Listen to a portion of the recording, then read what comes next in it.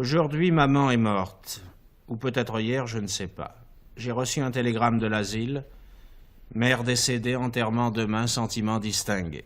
Cela ne veut rien dire, c'était peut-être hier. L'asile de vieillards est à Marengo, à 80 km d'Alger. Je prendrai l'autobus à 2 heures et j'arriverai dans l'après-midi.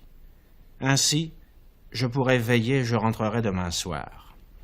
J'ai demandé 2 jours de congé à mon patron et il ne pouvait pas me les refuser avec une excuse pareille. Mais il n'avait pas l'air content. Je lui ai même dit « ce n'est pas de ma faute ». Il n'a pas répondu. J'ai pensé alors que je n'aurais pas dû lui dire cela. En somme, je n'avais pas à m'excuser. C'était plutôt à lui de me présenter ses condoléances.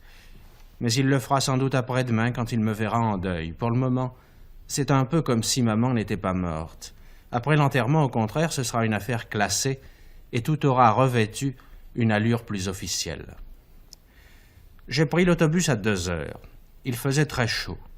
J'ai mangé au restaurant chez Céleste, comme d'habitude. Ils avaient tous beaucoup de peine pour moi et Céleste m'a dit « on n'a qu'une mère ». Quand je suis parti, ils m'ont accompagné à la porte. J'étais un peu étourdi parce qu'il a fallu que je monte chez Emmanuel pour lui emprunter une cravate noire et un brassard. Il a perdu son oncle il y a quelques mois.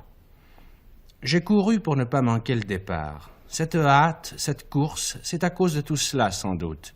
Ajouté au chaos, à l'odeur d'essence, à la réverbération de la route et du ciel, que je me suis assoupi. J'ai dormi pendant presque tout le trajet, et quand je me suis réveillé, j'étais tassé contre un militaire qui m'a souri et qui m'a demandé si je venais de loin. J'ai dit oui, pour n'avoir plus à parler. L'asile est à 2 kilomètres du village. J'ai fait le chemin à pied. J'ai voulu voir maman tout de suite. Mais le concierge m'a dit qu'il fallait que je rencontre le directeur. Comme il était occupé, j'ai attendu un peu.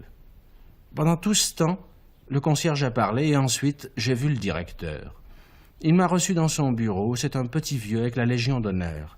Il m'a regardé de ses yeux clairs, puis il m'a serré la main qu'il a gardée si longtemps que je ne savais trop comment la retirer.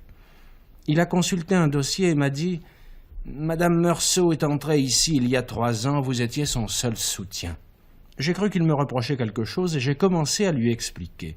Mais il m'a interrompu. « Vous n'avez pas à vous justifier, mon cher enfant. J'ai lu le dossier de votre mère. Vous ne pouviez subvenir à ses besoins. Il lui fallait une garde. Vos salaires sont modestes. Et tout compte fait, elle était plus heureuse ici. » J'ai dit « Oui, monsieur le directeur. » Il a ajouté « Vous savez, elle avait des amis, des gens de son âge. Elle pouvait partager avec eux des intérêts qui sont d'un autre temps. Vous êtes jeune et elle devait s'ennuyer avec vous. » C'était vrai. Quand elle était à la maison, maman passait son temps à me suivre des yeux en silence. Dans les premiers jours où elle était à l'asile, elle pleurait souvent, mais c'était à cause de l'habitude. Au bout de quelques mois, elle aurait pleuré si on l'avait retirée de l'asile, toujours à cause de l'habitude. C'est un peu pour cela que dans la dernière année, je n'y suis presque plus allé. Et aussi parce que cela me prenait mon dimanche sans compter l'effort pour aller à l'autobus, prendre des tickets et faire 2 heures de route.